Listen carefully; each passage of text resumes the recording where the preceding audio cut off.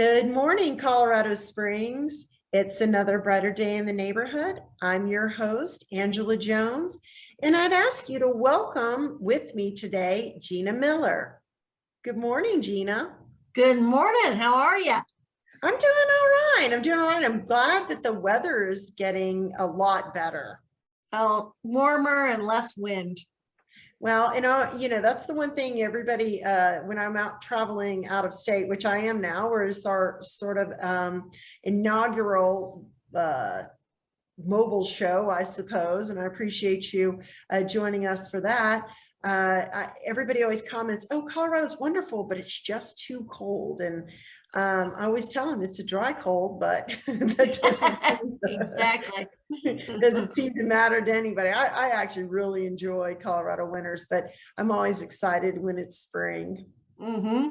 Exactly. Me too. So why don't you tell me what your favorite springtime activities are? Oh gosh, besides working, I like riding my horse. I'm not a cowboy by any means, but I have a horse and I like riding on the weekends, like riding in the evenings. And that's kind of what is my stress release. I also love cooking. So your horse, like what type of horse do you have? We have quarter horses. Oh, really? So you have more than one? Yes. All right, tell me about a quarter horse. And I happen to have a little bit of a background with quarter horses in Tennessee, but I don't know that everybody knows what a quarter horse is or how unique they are. It's just a breed of horse. I mean, my husband's, he was a rodeo guy. His son was a PRCA rodeo. My husband used to run the Pike Speaker Bus rodeo, which I'm sure everybody in the community has heard of. And it's just an easy going. You can do all kinds of things on a quarter horse. Right. And and you got involved doing quarter horses with your husband? No, you're going to find this funny. I moved to New York City in 1997 because I wanted to work there. And I actually bought my first horse living in New York City and boarded him in New Jersey. And he was a saddlebred, which is a different breed of horse. So that I was a little girl. I grew up relatively, I wouldn't say poor, but we couldn't afford a horse. And I always wanted a horse. I heard a sort of a funny thing the other day, and it used to be that, rich people had, cars and poor folks had horses. And now the script is flipped. Oh, yeah. Oh, absolutely. Everybody's got a car and only the rich people have horses. Yeah. Horses are expensive. So there's a couple things that you talked about, you enjoy working as much. And I want to mention you're with Kaiser Advertising, and Kaiser is your prior name before you got married. Yes. And became seller, right? Right. Yeah. I started Kaiser Advertising in 2007. Funny story. A friend of mine owned the agency I was working for, and then he left, and the new gal that bought it didn't like me and fired me. Whatever. Really? Huh. Yeah, and so I started my own agency, and it was a blessing. Right. And what type of advertising does Kaiser Advertising handle? Well, we do what I call traditional, which is the radio, TV, some print, but I'm getting into the digital because that's kind of the new thing, has been the new thing. So that's how I kind of work it, is trying to do what's best for the client, whether it be traditional, digital, what have you. So billboards and buses and all of those, urinal cakes. Oh, yeah. Yeah. I wouldn't, there's something for everybody, but you can't spend the money on all of it. Right, exactly. I think there's, absolutely that digital space is super important, but I really do think that some of it's sometimes when everybody abandons the traditional, that the new opportunity actually exists in the traditional. What do you think about that? I remember when the social media and all the digital started coming around, I would tell my clients, and even satellite, when satellite was 20 years ago, Mhm. It's still not, there's still going to be people that aren't going to be that. They aren't going to be on the digital. They're not going to be on the satellite. It's still, if you look around, traditional still around. Right, It's and I still think, involved. Yes. oh, absolutely, and kind of depending on your demographic. Of especially. course. Of course. You know, I think, what's your favorite, what is your favorite traditional form of media advertising at this juncture? I hate it. That's a hard question for me.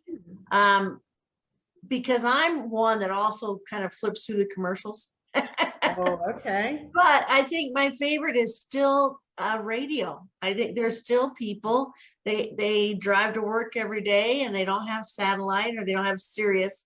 I'm saying satellite, and they still Right. have to listen to that. The younger generation I know is more digital and Pandora and that, but I still think radio and billboards. You still there's people driving, commuting, and the billboards they see. Oh, absolutely. I agree with you, but I think the phone boat is dead. Oh yeah, I would agree with that. Yeah, yeah. I remember when I was coming up, and I think we're similar in age, and so we came up around the same time where, we looked forward to the phone book because they served as booster chairs as well. Exactly. Yes. Yeah, exactly. And you could look in for any number in there, and then now you don't want your number public. Right. Well, and I remember that it was also real important, like where, if you had, it was like, Attorney Adams at the beginning of the, Yellow Pages, and that was huge. Right, the right, kind right. of luck of the draw on Mhm. the name there. So you recently got married. Yeah, well, we'd only been together for like 13 years. Oh, okay. So we got married right before COVID. Mm, And so, I mean, he had some issues with a previous anyway. So yes. So that's why my name's Miller, gotcha. but I kept Kaiser Advertising because I've had it so long. Right, right. Well, that makes perfect sense. And y'all, you said you've been together 13 years. You have mutual kids? I don't have any children. He Mhm. had 2 children. One of them is deceased. He was killed in a car accident, and he's got one son that just got out of the Navy. Oh, wow. And I have 4-legged children. 4-legged children. Yes. That's so interesting. When you said you moved to New York City, of course, and you being in advertising, first thing I thought of was New York City, get a rope. Exactly. Yeah. Yeah. Yes. So, all right. And so you were in New York City and you were not with your current husband then. So what brought you to Colorado or back to Colorado? Well, I'm a native. I was born and raised in Colorado Springs. I always wanted to go to New York I was in advertising. I went to University of Colorado and got a degree, and I just wanted to do where the best of the best, or I thought the best of the best was. So I just moved on my own in 1997 and actually ended up working for the mob. Really? I worked for an ad agency that they handled the biggest car dealership or car, what do you want to call it? Car King. They had 32 dealerships between New York and New Jersey, and I handled all the advertising for that group. And they were Sicilian, based out of Brooklyn, and I was a naive little kid from Colorado Springs and didn't realize till 3 or 4 years in who I was working for. Wow. So you really work for the cartel, huh? The car. Yeah, not yeah. Yeah. They weren't killing people. They might have dumped a few cars in the Hudson, but not sure why. yeah. That's crazy. So you were up there for how long? 4 years. And then my dad turned 70 and I turned 35, and I moved back to Colorado Springs in 01. Right. Okay. Right before 9/11. Oh, wow. That Yeah. was fortunate, huh? Yes, yes. Did you lose anyone in that? Yeah, I lost a couple people. I would have gone through that tunnel that I always went to New Jersey on Tuesdays. So the Holland Tunnel, I'm sure you're not a New Yorker. The Holland Tunnel is down by the financial district. It was blown up as well, and I would have been going through that tunnel that Tuesday. It was a Tuesday that it happened. So Wow. yeah, so I moved back in time, I guess. But yeah, I lost 2 friends in that. It's always funny, like when I remember, the morning, so I was home and I would normally have been at work by that time, but I was home because I was on maternity leave. And I was, nursing our son who is about to turn 21 and not too long from now. And I was watching, my husband was getting a shower. He had done PT, was active duty military at the time. He had done PT, came home to get a shower, and I'm, nursing the baby, watching the television, news was on. And so this first plane, flew into the Twin Towers, and my husband's a pilot. So I was like, honey, this is so weird. This just happened. And he was like, oh, there's no way, this was had to be some type of malfunction. Right. They don't let these kinds of things happen. And as we're discussing it, the second plane, I mean, this was a replay of what had happened with the first plane. But I had turned it on. And then as we're discussing it, and they're of course replaying what had happened, and then you've got live TV in the background, the second plane comes and turns into the building. I've never been so afraid, I don't think, in my life. Right. It was, scary. Interestingly enough, I had the guy I was dating from New York was visiting me, and I was taking him to the airport that day. And when I got him to the Colorado Springs airport, they were like, no, everything's shut down. Like, what just happened? And then I got to work. I dropped him off at my house. I got to work, and the second plane had just come in, and I still get goosebumps over it. Just a weird deal. It was. And I mean, and the thing is like, our lives really changed as Americans, and to go back, in many ways hasn't really fully gone back. Like we still, and it is really kind of small and petty, but we're still putting, liquids in quart-sized bags to get on airplanes because of 9/11. I know. So. And don't get me started. Well, some good news though is that, depending on your perspective, I suppose, is that things are, the next very, I would say just hugely generationally shaping shift that recently has been, with COVID, and relatively recently, the mask mandate in airports has, been lifted.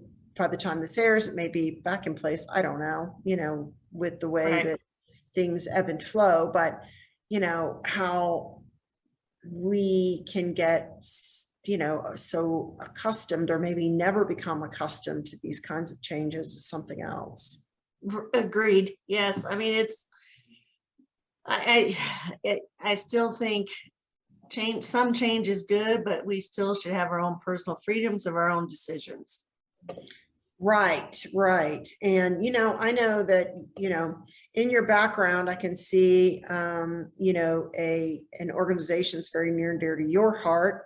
And I think, it's kind of oddly related to that sentiment. So I'll let you talk about.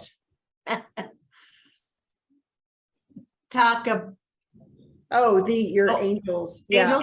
Okay. Yeah. So, my father had Alzheimer's for 7 years. And I started this, he passed away in 2016.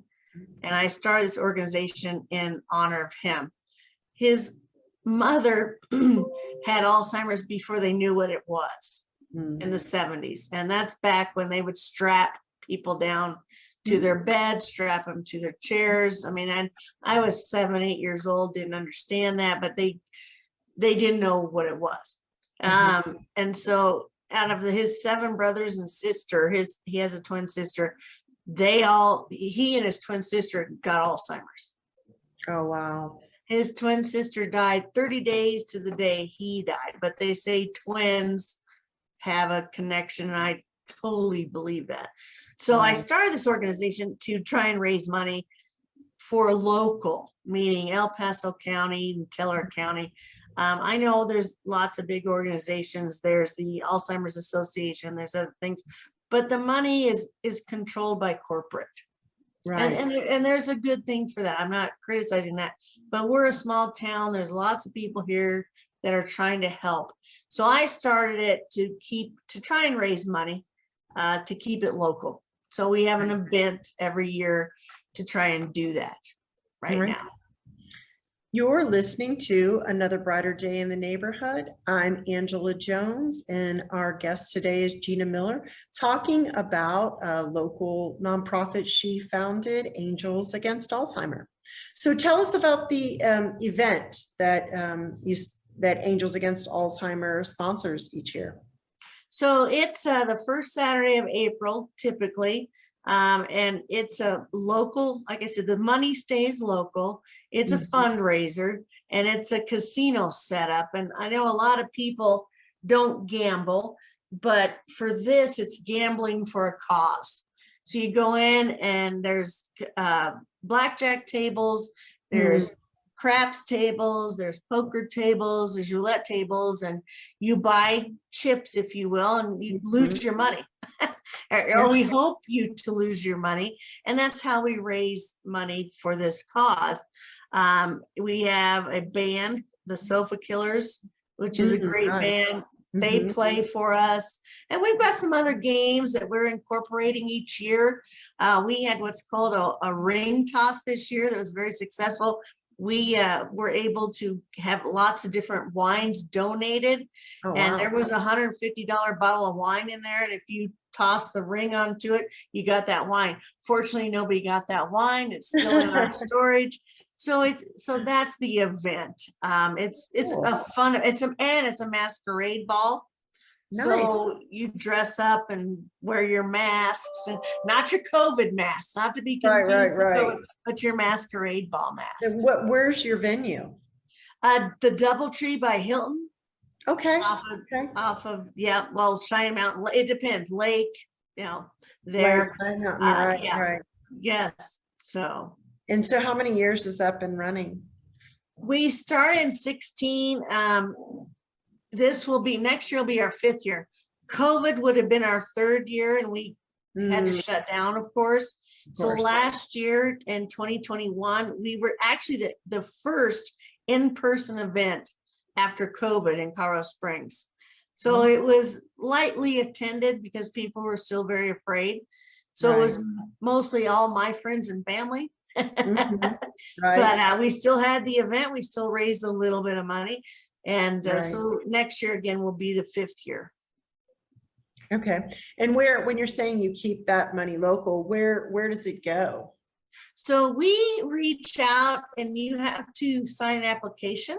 So the first 2 years we gave it to the UCCS Aging Center.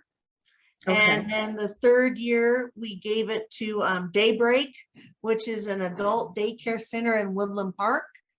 Okay. And meaning adult daycare center, it's Alzheimer's patients that can go there during the day, and they have different activities. It's all memory care. Yes, exactly. So don't know where we're going to give it next year. We send out applications. If we don't get any applications back, we keep the money and just keep growing it. Growing the money. One of the neatest things we had this year is there is a robot that they've created called Rocky, and he is an Alzheimer's robot. Okay. Very, very sophisticated. He's got 25 cameras in each eye, and he's a baby seal, and he recognizes your voice. He will recognize how you interact to him, and he's $35,000. So this year we started a Rocky fund to try and raise money to buy a Rocky. And so if you were able to get a Rocky, how would Rocky be used in the community? We would take him to different memory care installations and lend him out, if you will. Okay. that's what the plan is right now. That could change, but that's what the board of directors made a decision. If we can raise enough money to buy another Rocky, Angels would own it, and then we would take him out. And that can change. I mean, we're flexible.